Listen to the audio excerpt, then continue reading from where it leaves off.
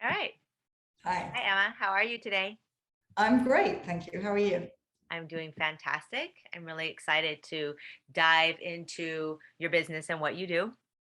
Awesome. Actually, I Good. should not call it your business, your healing modality. Yeah, it's a business and a vocation.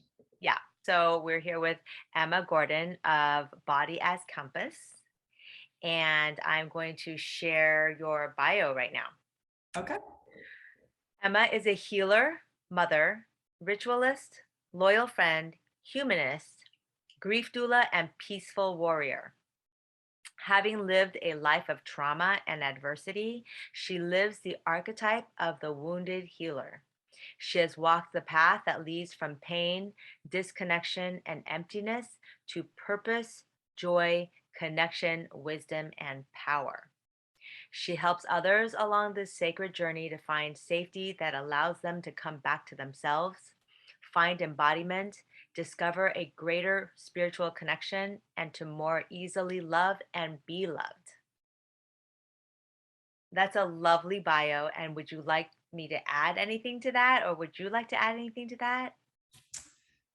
It's interesting because I can't remember the last time I read my bio. So just to hear it, I'm actually moved by it because yeah, I do feel all those things. And Yeah. it's sometimes it's a nice reminder to be like, oh yeah, that's where I was and this is where I'm at.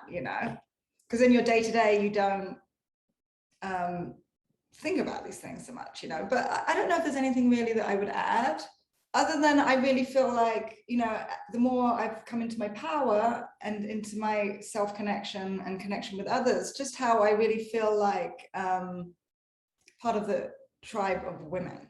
Like I feel that very strongly, Yes. you know? Yes. So that's something that's new. That I didn't feel that as a young woman, at all. Yeah.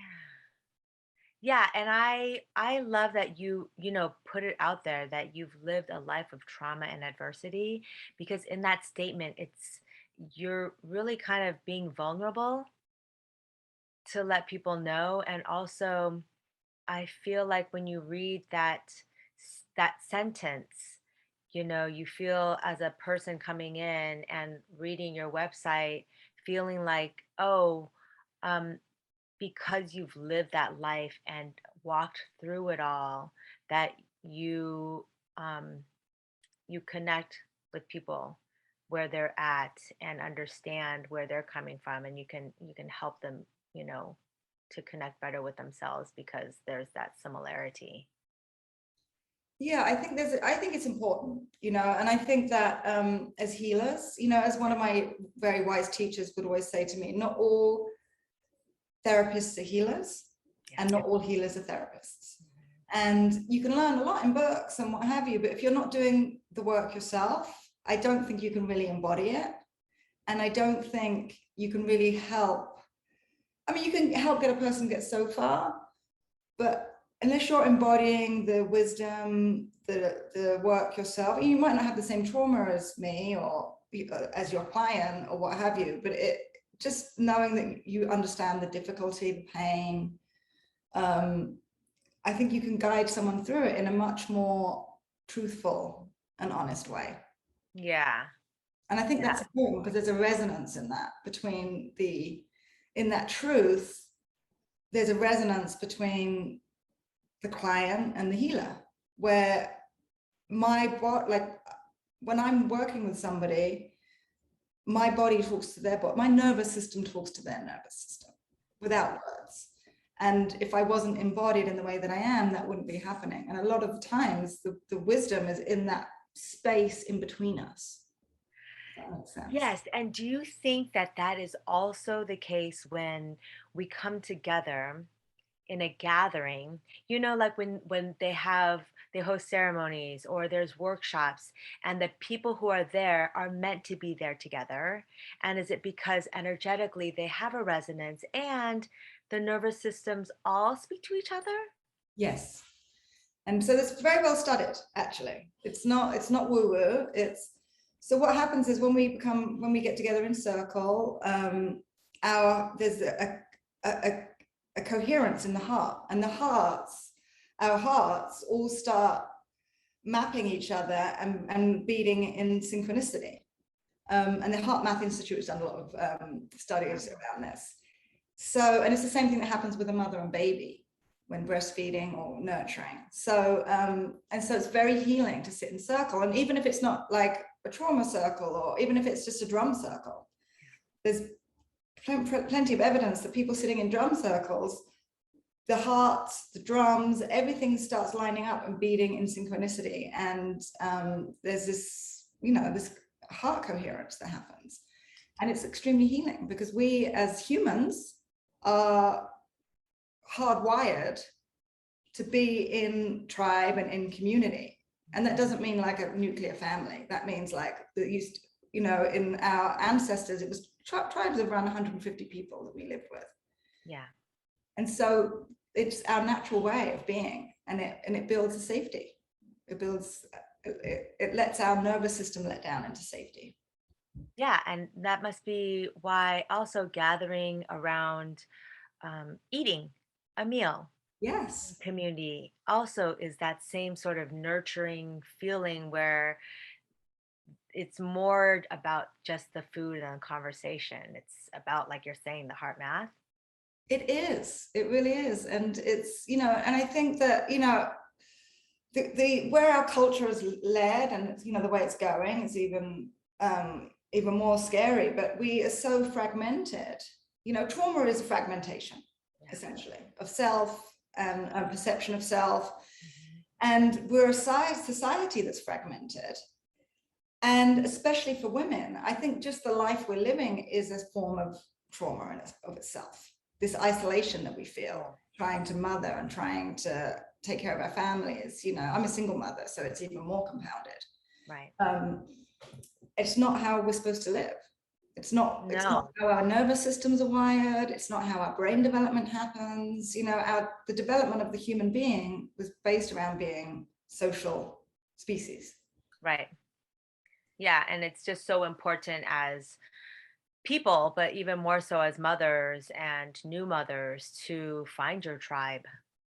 Yeah, You know, and our tribe is, and being open to synchronicities of meeting people that are your tribe, instead of lamenting maybe the fact that, oh, my mother's not nearby, my grandmother's not nearby, you know, I don't have family nearby. We do have family, and that family looks different, like you said, from the nuclear family. We can build our own family, and that family is there to 100% support you. Absolutely. Yes.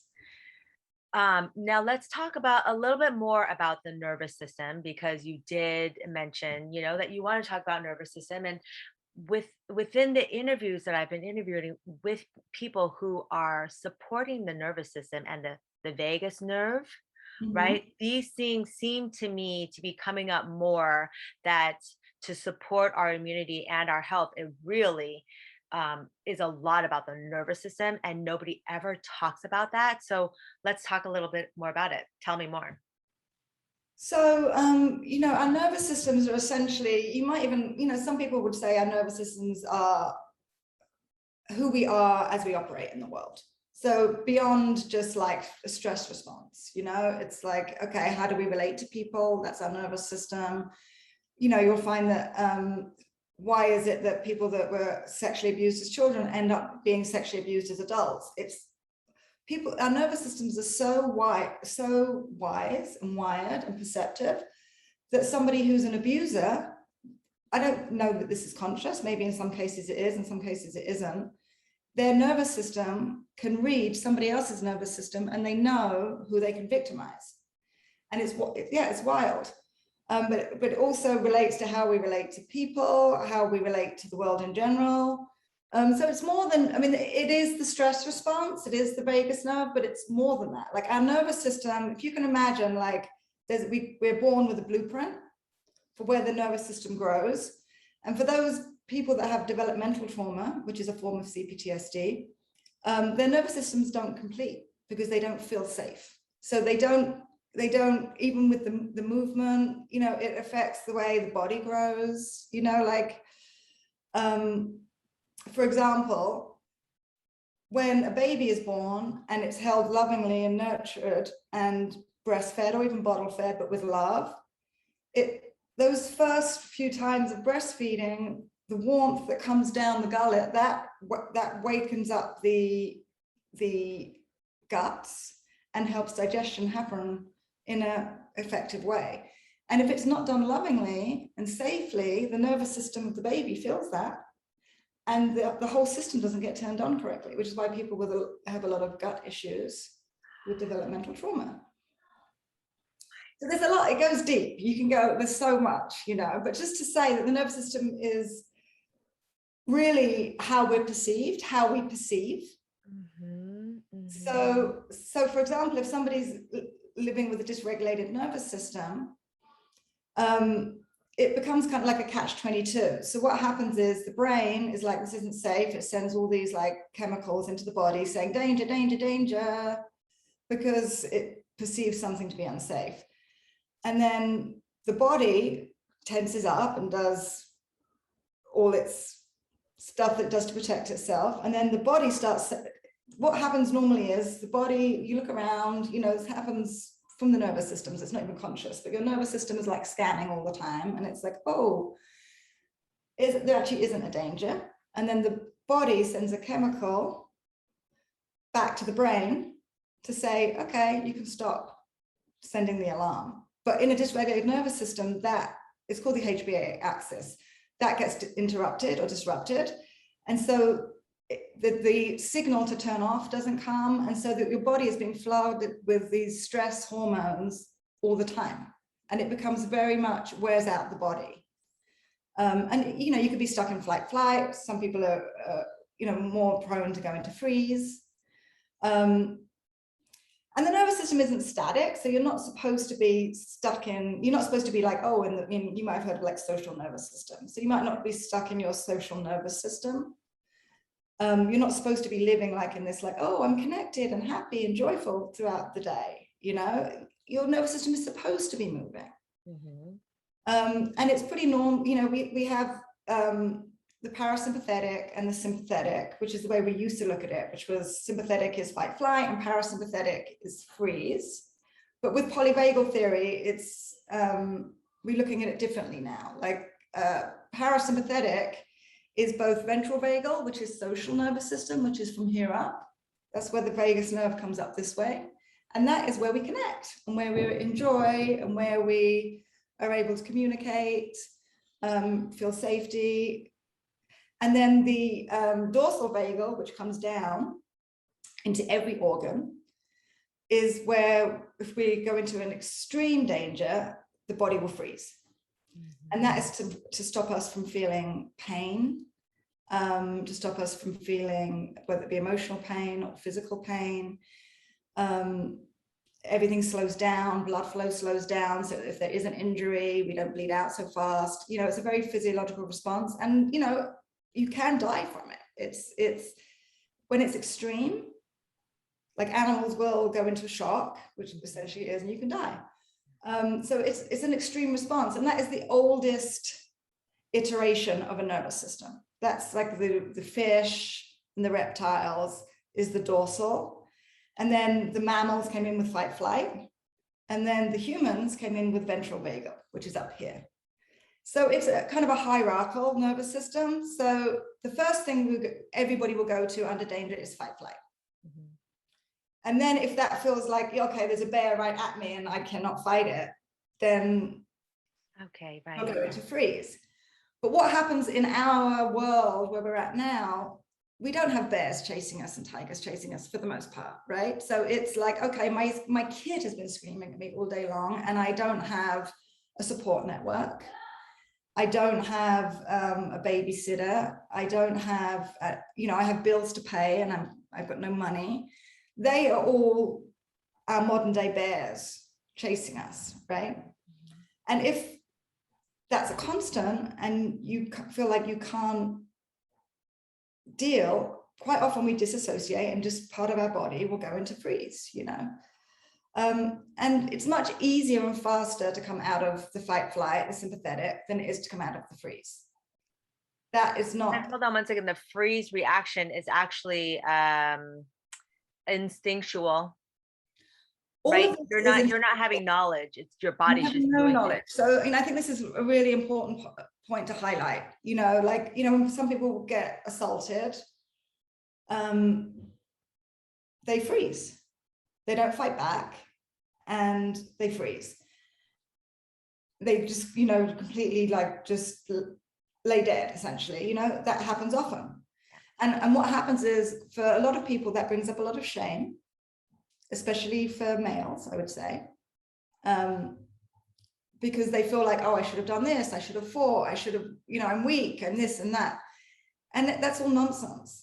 This is a system, that goes back since the beginning of humans, and it's there to save our lives, And if your nervous system feels like, oh, I can't fight this danger, freeze is the best option, then that's what it will do. And there's no choice, it's called it's autonomic nervous system, which essentially means like you have no more choice about that than you do about stopping breathing. Right? Right. It's something that's happened, or that you'll stop your heart beating. Right. Your nervous system is doing that. Your nervous system is making you breathe, and nervous system is making your heart beat. And it's the same. But we are supposed to be going, our nervous system, like sympathetic isn't just fight, flight, it's anything energizing. So if like, okay, I need to get out of bed in the morning, oh, damn, I have a deadline, I need to get to work and focus, that's sympathetic. So we do want there to be some variation in the nervous system. We're not looking for it to be static, but what we are not looking for is, how I talk to my clients about it is this an appropriate reaction? Mm-hmm. Right. So if you feel like, oh my God, my kid is screaming at me and I feel like I'm gonna like rage, or I'm completely disassociated and in freeze, is the danger real? It's definitely challenging and stressful, but can we bring your nervous system down a little, But if say, for example, you live in an abusive relationship, which a lot of women are stuck in abusive relationships, you can't expect your nervous system to come down and live in a social nervous system, because you're not in a safe situation. So it is appropriate for you to be living in some sort of fight, flight, or appeasement. And so, okay, in that situation, and you're living in an abusive relationship, your body goes into fight, flight because it needs to, but how do you move out of that to take steps to move away from this thing that is causing you? So this is where, I talk a lot about resilience building. So before I do any trauma work with anybody, what we focus on is building stability. And building stability really is another way of saying we're building safety, so that we're not so reactive. So if you can imagine that there's a bucket that's full of water, and it's full to the brim, which might be your nervous system, right? And then it could be like one drop comes in, and that drop could be a look from a scary partner. It could be like, one more thing on the to-do list. It doesn't have to be something major, but then all of a sudden the bucket is overflowing, exploding. So what we want to do is build a bigger bucket, which is our resilience. So we want to build the bucket so that you have a little bit of space, so that the everyday challenges that come in don't make you reactive, don't make you raging, don't make you shut down and freeze, especially the freeze, because it takes a long time to come out of that. And so we build as much safety and resilience as we can. And so it starts out, there's lots of different ways of building resilience, and the first step is understanding your own nervous system. So that is the first step always. And understanding, oh, is this appropriate or not? And if it is, then there's nothing for you to do. If I'm really like, yeah, there's someone really scary, like looking at me right now, then it's appropriate for me to be like pretty activated in my nervous system. Mm-hmm. But if it's not that appropriate, then there's a lot of tools that I can offer people to teach them how to regulate their nervous system. So you can come down, and it doesn't happen overnight. And the thing with the nervous system, people want to, in general in our culture, people want to do big, explosive purging type things, right? Yeah. And that's not how the nervous system works. The nervous system works with lots of little tweaking. And yeah, you might go and do ayahuasca and feel great after, but it's not really going to affect, it's not really going to regulate your nervous system in the way lots of little, you might have some insights, it might be amazing. I'm not dissing ayahuasca for those that do it. It's more that that's not how you're going to regulate your nervous system. How you regulate your nervous system is working with it in little moments throughout the day. Yeah. So, I mean, healing comes to people in all different ways, and there's so many different levels. And so Yeah. somebody might do ayahuasca or something where they get some insights that help them maybe on the bigger path, but on the day to day, they still have this leveling, and like that's then they're going to have to learn the tools, Absolutely. Yeah. right? The level. And Yeah. then when you're talking about the two different nervous systems that we have, the portion above, what is it called? This is the ventral vagal. The ventral vagal, Yes. that is specific to humans. Yes. And then basically, are you teaching tools that come from the ventral vagal in order to support the dorsal?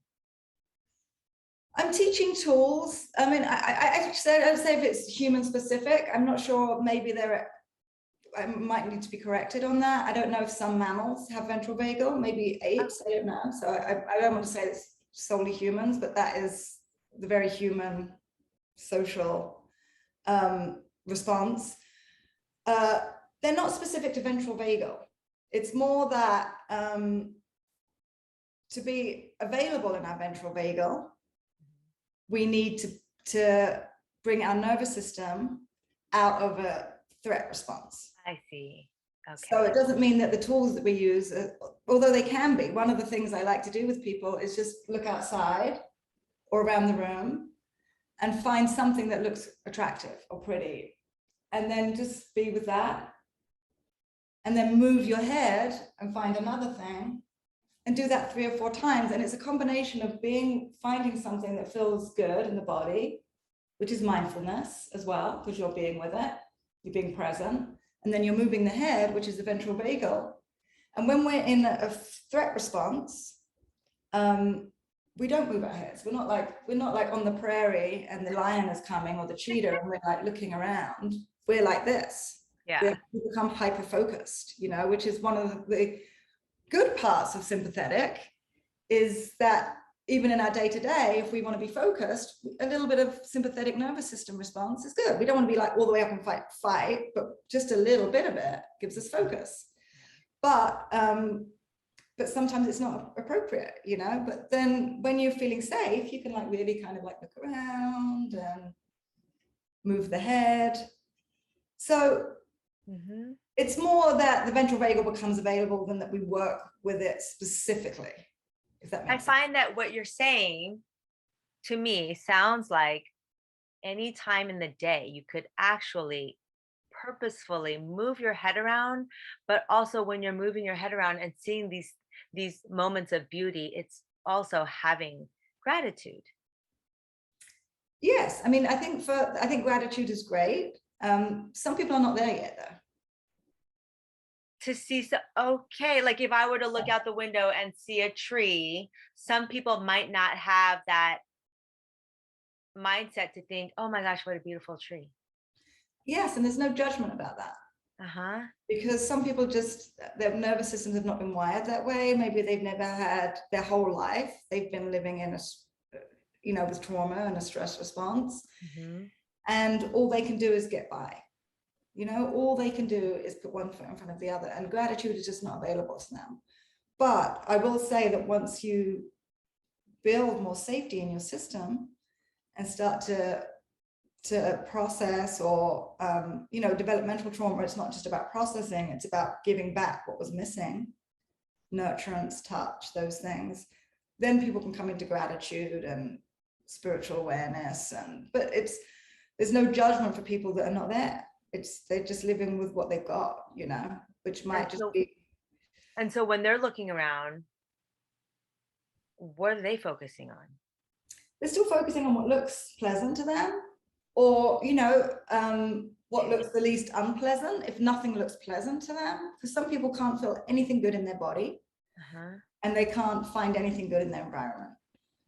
And so how I would work with people in that case is, okay, if nothing feels good, because another thing I like to do is have people do a body scan and find where feels the most comfortable in their body. And that's another way of building inner safety. But some people don't feel comfortable. They've got tremendous pain, or they just hate themselves so much, or whatever it is, you know. And so then I would be like, what is the least uncomfortable, even if it's at the toe? And it's the same as looking around the room. Okay, if nothing actually feels appealing, what is the least not appealing? Right. You know? Double negative, but but so that it's just working with what they've got, you know. And over time, you know, what happens with the nervous system work, it's very slow, but then the growth can happen exponentially. So you don't even, sometimes the growth is really slow, and it's really slow, and it can be a little frustrating for clients. And then all of a sudden they don't notice that there's been a shift, but everything's easier.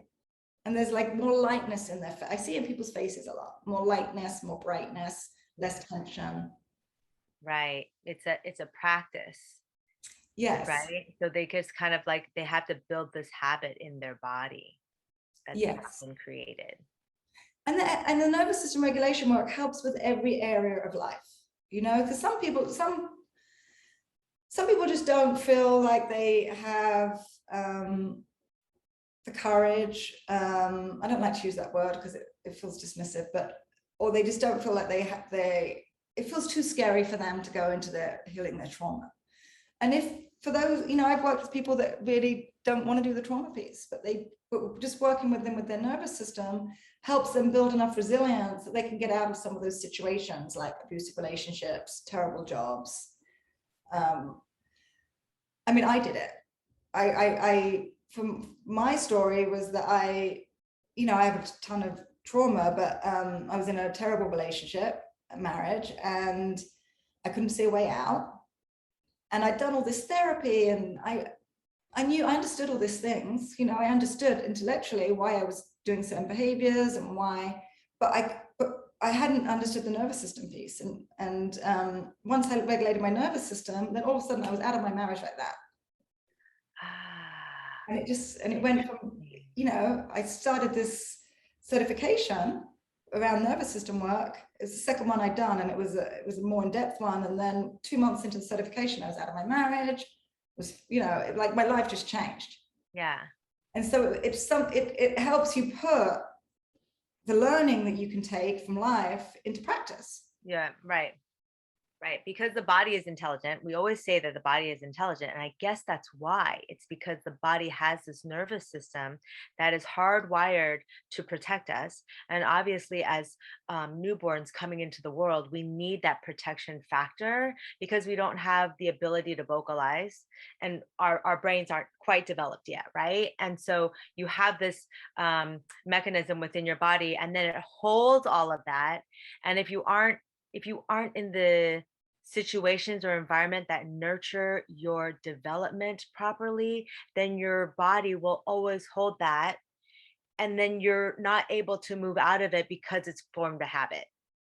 Yes. And so no matter how intelligent you are and you're getting it in your mind, your body is preventing you from doing it because your protectionist capacities are so strong. And you're so you have so little resilience left that you are just reactive all the time. Right. So it's exploding in anger or grief or shutdown, you know, it's just become so easily overwhelmed. There's not really the space even for learning. Right. It's very difficult to learn anything. Right. When you're in fight, flight, or freeze, you know, it becomes a little bit, like I said, a little bit of activation is good, but when you're fully there, you can't. Your brain doesn't. I mean, it's neuroscience. The brain just doesn't take in new information, right, in that way. Mm-hmm. So it affects every area of life, you know. And this is why, I mean, I have a thing about like med school and the hazing rituals of med school. It just feels to me like you're traumatizing doctors to become doctors. Yeah, it's interesting because yeah, we do have a friend who talks about how her husband's hours are, and I listen to that. I'm like, how do they become effective um, people to give guidance for wellness when they don't practice it themselves and they're forced not to? They're forced not to, and it becomes, okay, you have knowledge, but knowledge and wisdom are two very different things. And Completely different. yes, and in historically, doctors don't just rely on intellectual knowledge, they rely on their expertise, their wisdom, their kind of instincts. And with the way that it is now in the medical world, I feel like they're cut off from that, unless you come out of the paradigm completely. Right, right. And I think what you were describing initially is healers of the past, and Yes, doctors are not healers. some maybe are, but not all of them are, for Right, sure. Yeah, exactly. Right, yeah, because you would need a doctor that's actually done a lot of research and has incorporated both his intellect and his wisdom, her intellect and her wisdom. absolutely. Right, and a lot of times, what I find in doctor, like just common doctors, is they base all of their knowledge on their intellect, Yes. Yeah. I mean, and my son that's had fair too. leukemia. Sorry. My son had leukemia when he was 2, and we spent 2.5 years in the hospital essentially. And everything was done with our doctor. Not all of them were like that, but ours. We get asked to change, and we were told we weren't allowed. Everything was done by like studies. There was no by numbers. There was no looking. I said, but look at my child. Yes. He's not able to handle this other dose that you're giving him. Right. Like, and my instincts were on fire, and I was like ahead of the doctors in so many ways. Yes. But that That's was mother. discounted. Yes. Yeah. Yeah. And so Yeah. I really got an up close view of how the system works. And it's not, hospitals are not for healing. They might be for saving lives, but they're not Yeah. for healing. Right. Saving lives. They're for band-aids. That's what they Yeah. were created for, is band-aids. And I always go back to, wait, anything, if you have to do anything for the rest of your life, that's outside of yourself, that Yeah. seems like then we're not doing enough work, because the body is able to heal itself. We need tools, you know, and we could have resources, maybe some pills to move you out of, but never pills for the rest of your life. Right. Oh, you're 65, you're going to be the books say that you're going to be prone to high blood pressure, so you probably should take this pill. It's just a little dose, you don't have it, but just as a preventative, you'll just take it forever. That's Yeah, well, that goes back to the nervous system dysregulation. So this idea that we can treat like just the brain, when the brain, our guts have their own nervous system, right? So and the nerves there are afferent, which means that you have nerves that come from the brain to the gut, and you have nerves that come from the gut to the brain, and there's 80% more messaging coming from the gut to the brain than there is from the brain to the gut. So they call the gut our second brain. yeah. And this idea that you can just focus on one part of your body, when we are a system, and you can't affect one system without affecting all of the systems, which is why a dysregulated nervous system often leads to chronic health issues. Because the hormones and neurotransmitters, everything gets off, it wears out the body, it affects all the different areas of the body. And so there's a lot of poor health outcomes associated with trauma, especially childhood trauma, and dysregulated nervous systems. Okay, yeah, let's talk a little bit about, I had all these questions that I had pre-asked you, but now I'm kind of moving into other things. How do we get more of knowledge around the nervous system out to children earlier on? We have so many homeschoolers now, and alternative sort of learning initiatives. So let's not talk about, I'm not talking about like public school. I'm just saying like like if I want to educate my child to learn a little bit more about the nervous system and the health, where does that begin? Well, that's an interesting question. I work with my son on it. So we do it in a much more simplified version. I mean, I could maybe do a class one day or something just for working with kids. But Let's do that. yeah, I'm going to make a note of doing that. Yes. So we work in color coding. So green is everything feels great and safe. Yellow is excitement or nervous, anxious. And red is I'm out of control. And what he understands is when you get to red, you can't hear, you can't control your feelings, you can't control the way you yell. But if we can catch you in yellow, so what I might say to him, I feel like you're coming into the yellow zone, and we use tools like this, or the butterfly hug is great with kids. It can be something as do it on themselves. On themselves. It could be like, let's go jump on the trampoline. It can be, I use one a lot with, it could be the 5 senses. So I do this with him a lot. What do you see? Let's go outside and see something in nature. And oh, look, do you see that hawk? And that brings him in. Oh, and then blue. So I didn't mention blue is freeze, bored, disassociated, cold, And so I think with the colors, it's really effective with kids and playfulness, bringing in, making it playful. So it's a game. How old is your son? He's 7. He's 7. Oh my gosh, that's the perfect age. It is, Playfulness, yes. So, and it's effective. It's effective, and just have him beginning to understand his own, and it also takes the blame away. It puts a pause or a space between him and who he is, and his behavior. Right. So there's, and because of his trauma, because of his medical trauma, he has a lot of shame and feelings of, lacking in self-worth. And so I don't want to further compound that with like, why are you yelling at me? I mean, sometimes I do because I'm human, Yeah, right. But when I can catch myself, and even he says to me, Mummy, I think you need to do this. That's the best part. That's the best part, is when words of wisdom that come from me go to my child and that comes back at me. Yes. Especially right. And I'm like, thing about being late. I'm rushing and he'll be like, Mummy, I think you need to do this. And, and within those moments, I just feel, oh, that's so great, Actually, because your son is 7, couldn't you do a class for like mothers of, 7-year-olds, that age range, early childhood, and then for adolescents? Like, let's do like 2 different classes. Yes. Yes. Yeah. All right. Now, going back to your website, I want to talk about the name of your website, Body as Compass, because I was thinking about it. I was like, oh my gosh, that's the best name, because our body is our compass. It is. It is our compass, and everyone has it. You might be so disassociated, traumatized, fragmented that you can't find it yet.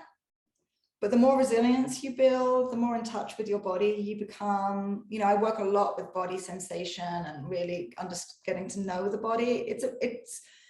It's building a relationship like any other relationship. It doesn't happen instantly. There has to be a trust that's built. It happens over time, but it can happen pretty quickly. Once you really begin to talk to your body and your body begins to talk to you, everybody has a roadmap to their own healing within them. And it might be that, I have an idea about what's good for you. And then you might be like, I really feel like I want to go horse riding. I really feel like I want to learn to horse ride. And maybe that's the thing that's really going to be healing for you. And what I really support people is those messages that we get from our body, that come in as little ideas, or no, that's silly, are real messages from the body to be listened to. And there's a lot of wisdom in them. And don't ignore them. Don't push them away. Like really, And especially in our culture, people have a hard time asking for what they want. You know, we're a culture of overriding. Like I work with a lot of touch, and it takes a while for people to be able to say, I don't like it that way. Can you actually, I prefer it if you touch my back, or I prefer this, or I don't do massage. It's a different kind of modality that I use. But it takes time for people to be able to ask for what they want. And one of the ways they get to that place is by listening to their body and taking their body's messages as, I mean, I feel like the body's messages are sacred. I know that not everybody is in, you know, I don't try and push my views on spirituality on anyone else, you know, but I think our bodies are sacred instruments. And for me, the wisdom of the body goes deeper than the body. It goes to the roots of Mama Earth and humanity. You know, I feel like it goes beyond that, but we do all have for sure a compass within us of our own inner healing, you know, because what feels good to one person is not going to feel good to someone else. We all have different cultures and different histories, and, you know, I don't expect, you know, I'm a middle-class white lady. I don't expect to be able to understand your culture, or, you know, I come to all my work with humility, you know, that I think that my clients have as much to teach me as I have to teach them. And so this idea that we all should be talking about our traumas is incorrect as far as I'm concerned, you know.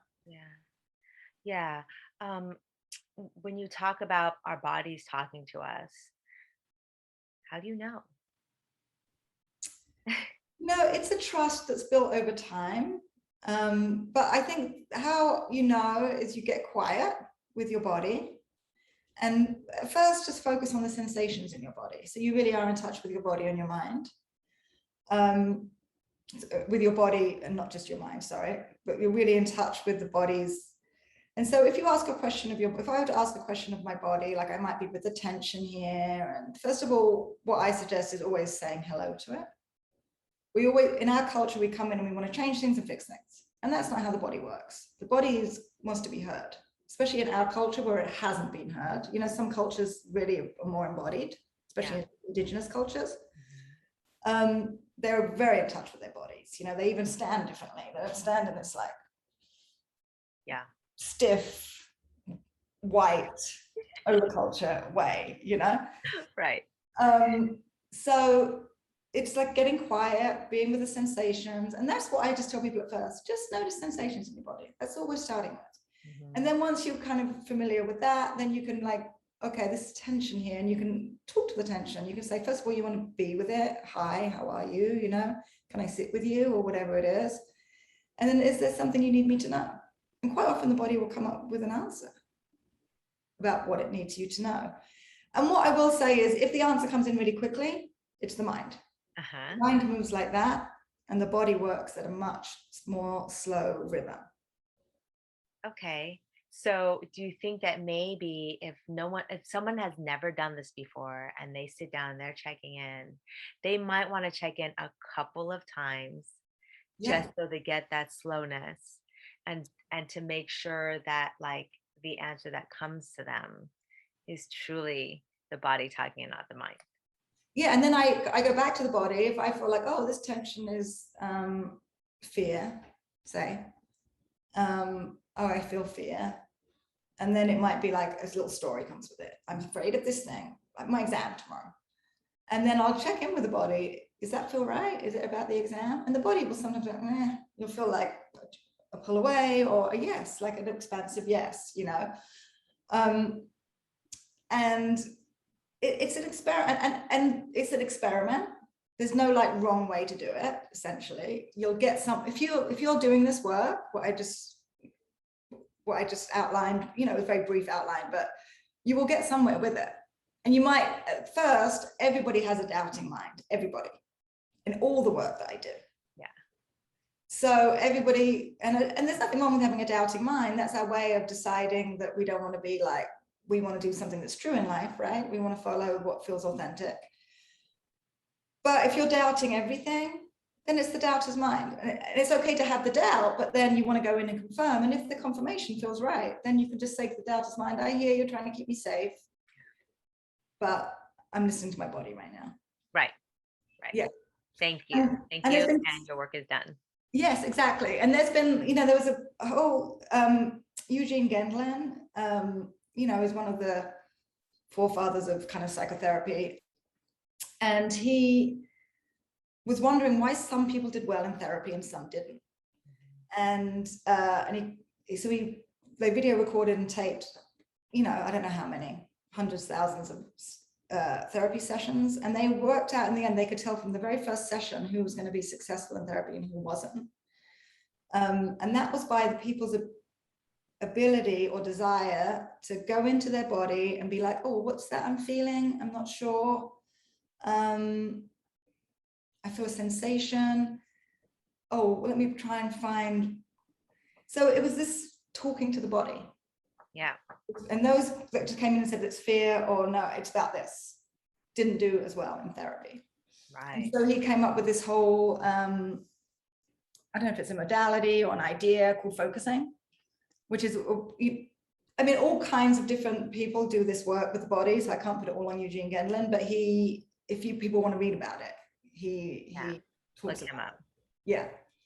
And so and it's not the getting it right that is a predictor of success, it's the exploration. Right. It's being without sense in the body. It's the process. So it doesn't matter if the word you put to the feeling is right or not, essentially. It's the process, yes. Okay, so now I want to go back to an acronym that you use, and it's also on your website, CPTSD. Yes. What is that? That's complex PTSD, complex trauma, otherwise known as, and developmental trauma is also a form of complex PTSD. Mm-hmm. But complex PTSD is not always developmental trauma. So, if you're a child that grows up in an abusive household, you will have complex PTSD, developmental trauma. Yeah. In an abusive relationship, it's trauma that's repeated trauma that happens over a number of months or years. Ah, okay. So you could very well not be aware of it.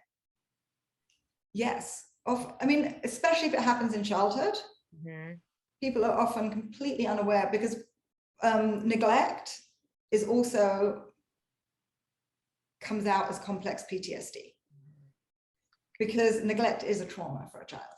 Because a neglected child is a child that's in danger, because children need their caregivers to survive. Yeah. So how do people recognize CPTSD later on in adulthood? Or yeah, I think that you have all the hallmarks of PTSD. So the fragmentation, the disassociation, flashbacks, nightmares, the low self-worth, plus you have these feelings that I would classify as kind of emptiness. So a feeling of comes with tons of shame and guilt. So because this is a trauma that's happened over time, especially when you're a child, it's like, okay, if I'm not being loved in the right way, and I'm not being taken care of, and I'm being ignored, and my opinions are not valued, and then there's something wrong with me. Mm-hmm. And I am defective. Mm-hmm. So quite often people will come in and they feel defective, they'll feel empty, they'll feel like they have no purpose in life. I don't understand why everything is so hard for them. Why they have trouble in relationships. They're either they either completely avoid relationships, or they're completely codependent, mm-hmm. and clinging on, why they choose people that abuse them like they were abused, mm-hmm. And it's like their nervous system that's what they know. Right. So that feels like home to them.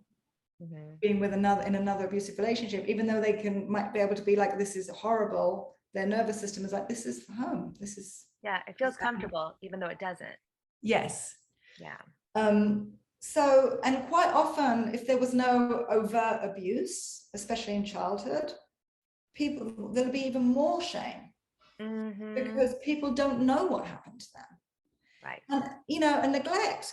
And this is not to blame mothers, because especially nowadays, mothers have such a heavy load. But if there was a lack of emotional attunement with a young child, Yeah. that can turn into CPTSD. Yeah. Because there's not someone reflecting back to you how you feel. There's not someone reflecting back to you that it's okay to be angry. So all these feelings are held inside quite often. Yeah.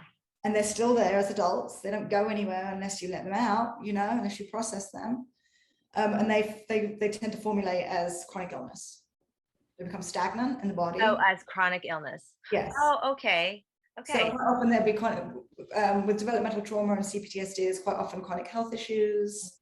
And so there's all these kind of telltale signs, but a huge part of it is a lack of self-worth, a lot of shame, lack of purpose in the world, or even an idea you want to do something, but somehow you can't put it into action. Yeah. You get stopped. Right. You're stuck, Right. Yeah. So you help people move through that, and Yeah. then through the work that they do, Yes. then they sort of then find themselves, feel more connected, and are able to love and be loved. Yes, absolutely. So, Oh, okay. and Do you do this work in person? Does it always have to be in person, or can you do remotely? I do both. I do think that it depends on the trauma. If it's a developmental trauma, i.e. childhood trauma, I think it's really important to have touch work. So what I do is, if I'm working with somebody via Zoom that's not in my area, then I might suggest, okay, I'm going to go get a body work session. Not every week necessarily, but like, okay, we want to work with the body, and I'll have them use self-touch. So it might be like, okay, put your hand here on your heart, give some love to your face, whatever it might be. So I do both. Great. Okay, that's good to know, because I mean, the the things that you named as like telltale signs, I feel like a lot of people probably experience a lot of that, and it seems like a lot of people are experiencing chronic issues, Yes. chronic health issues. Yeah. You know what I mean? And so, and what about, let's talk about like autoimmune. That's Exactly. a chronic issue. And so perhaps we could move through all of that with this work that you do. I mean, I was so sick at one point that I was in a wheelchair. If I had to leave, I mean, I could walk around the house, but I couldn't walk it'd be hard for me to walk from the car park and CVS into CVS and back, through like chronic fatigue syndrome and all these things. And as I healed and as I regulated my nervous system, I mean, I still have stuff, Everyone always does. It's always work. Yeah. So I'm still, it goes up and down depending on my stress level, but I really came into living just a pretty normal life, and from emotional healing. Right. Oh, exactly. I mean, it's great that you mentioned that, because I feel like I'm getting to this point where I feel like every sort of dis-ease that we feel, or any physical ailments that we experience, really starts with emotional. Yes, I think so. Right. I mean, unless there's something like, you got poison, you're working in a toxic work environment with but for the most part, our chronic diseases are off the charts. Yeah. Right. Right. And people are not looking at, I mean, we do know there's a thing called the ACE studies. Do you know about the ACE studies? It's pretty interesting. So they did all these studies. It started out with this researcher who worked with obesity. And over time, he started to realize that all of his clients in a clinic, it was a live-in clinic, had been sexually abused as children. And so he started to look into it. And so what they came up with this ACE studies, which is 10 questions you ask a child or someone from when they were children. And it would be like, were your parents divorced? Did you ever been beaten and left a bruise? Were you ever left alone for a period of time? I don't know exactly, I can't remember the questions, but they're so well studied, like thousands and thousands of studies around this, where they know exactly that it leads directly to much poorer health outcomes. like, I can't remember the figures, but it's something like 60% chance higher of heart disease, Yeah. and it's so well studied. But they're not doing anything about it. We could intervene now in schools. We could be doing this throughout schools, this questionnaire, Yeah. and intervene it. Mm-hmm. But that we're not. And that kind of makes me furious. Yeah. Right. But I mean, you know, maybe they could do it as young adults and make it, We do it Bill, as young because adults, even yes. as young adults, I think I almost feel like it's when you get into like your 20s and 30s and you start doing this work, you sort of recognize that it's your work and it's okay. You know what I mean? Whereas if you start really young as children, well, it might be offensive to the parents a little bit because the onus falls back on them. And, parents do the best that they can, right? Absolutely. Yes. So I don't know. I think young adults maybe might be like the best approach for doing these types of things, Right. right? And asking the questionnaire and having them do the work. Sorry, I'm like messing around right now because my computer is running out of juice. So hold on one second. I really like that idea of bringing it to young adults. Yeah, like it could be part of every college. Yes, It is, it's yes, yes. so we could get Not them. an elective. It's yeah, yeah. It's like yes, they would have to take that test Yes, if they want to. if they want to. If you're feeling empty, if Yeah, you have low self-esteem, if you have moments of X, Y, and Z, come take this class. right. Yeah, I love that. We should really make a push for that. Yeah, Start with like the smaller sort of like arts-based colleges, right, exactly. right? That are more open to things like this. All right. Well, I mean, gosh, did we basically talk about everything that we wanted to talk about? That was a lot, but we also know that we have more that we want to do because we want to do um, um, tools for mothers, Yeah. right, for their kids, and then also another sort of thing that we can do for adolescents. And I just want to bring in, this idea that parents are doing their best. And I do believe that, and what I talked about, the neglect piece, when mothers are not attuned with their children emotionally. Like, we live in a culture where sometimes that just isn't possible. Like, some mothers have to go to work 2 weeks after giving birth. Mothers have 5 kids and 3 jobs. And so there's no blame on mothers. It's just like, okay, let's recognize what this is and help people where we can. Yeah. Yeah, Exactly. And I was just rewatching one of the interviews that I did with Ruth Beaglehole, who's like the mother of parenting with nonviolence. okay. And she talks about core basic needs, that we all have core basic needs within a family. Yeah. And listen, it's not about high ideals. She talks about how even as an educator herself, she's done so many things when her children were young, yelled at them, whatever. And she's like, it's okay if we just do the best that we can. Yeah. And that's fine. Yes. Right? Because the idea is like, the more we learn, the better we can do. But even if we're not there yet, we also have tools for the children to move out of it. Yes. Yes. Right. And for young adults to move out of it. There's touch points every place along the way. Yeah, and this is, I think women are demonized in so many ways, and this is another thing we don't want to put on mothers. When they don't have the support network they're supposed to have, we don't live in tribe. We can't do what we're ideally meant to be doing, right? Which is like just being with the baby for the first 6 months, and everyone else takes care of everything else. We don't live like a year. The first year would be great. Exactly. So first years. Exactly. Right? Or somebody, the mother's being with the child for the first 2 years would be amazing. Yeah.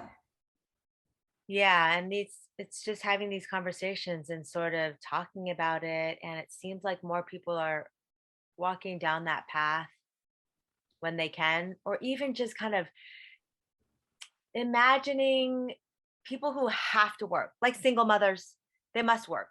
Right. So that they don't have the capacity to spend the next 2 years. But okay, if you can't, can there be like grandmas, yes, retired ladies who would love to take care of young children, and maybe just 2 of them or 3 of them in their homes and creating an environment. Yes, absolutely. Not like 12 kids in a daycare, you know? Yeah, let's bridge people together because, you know, a lot of retirees find themselves just in front of the television all day long. Yeah. How about instead of being in front of the television all day long, give your time to nurture a child? Yes, absolutely. Yeah. So And the other many thing I just ideas. want to, we're going to finish up, but it's just this idea of that, that I feel is not an idea, but it's truth, is that I wouldn't wish trauma on anyone, but those of us that do have trauma, that work through it, end up being the wisest, often the most compassionate, like they're the healers, the teachers, the sages, so there is gold in there. Yes. Don't feel like, oh, you might feel like I'm so hard done by, and maybe you are, maybe you've taken on a lot in your lifetime, but there is beauty in it that can be accessed. And it's a kind of wisdom that you wouldn't get to if you didn't have trauma. Well, and that's why you do the work that you do, Absolutely. because you help, move people through this so that they can actually share their story with others. Yeah, because healed people heal people. And even Yeah. if you're not a healer per se, but you just going out in the world healed will affect those people around you. It has a ripple effect where people Yes. feel it. They feel your nervous system changing. They feel it. They don't know what they're feeling necessarily, but they Yeah. feel it. And that's how we change the world. Yeah. Charles Eisenstein talks about that. Do you know him? I know who he is. I don't know him well. He wrote that book. I think it's called The More Beautiful World That Our Hearts Know Is Possible, or something Right. like that. And in that book, he talks about how one person's healing ripples out into the world without even sharing the story. Just the fact that you healed yourself ripples out into the world. Exactly. It does. I feel it. I see it. Yeah. It's just so beautiful because energy. It's energy. It's energy. We're Yeah. all energy. Everything's energy. Yes. Yeah. Thank you so much, Emma. You're welcome. Thank you for your time. Right. And then, of course, I will schedule another time to work with you again. Yeah. Okay.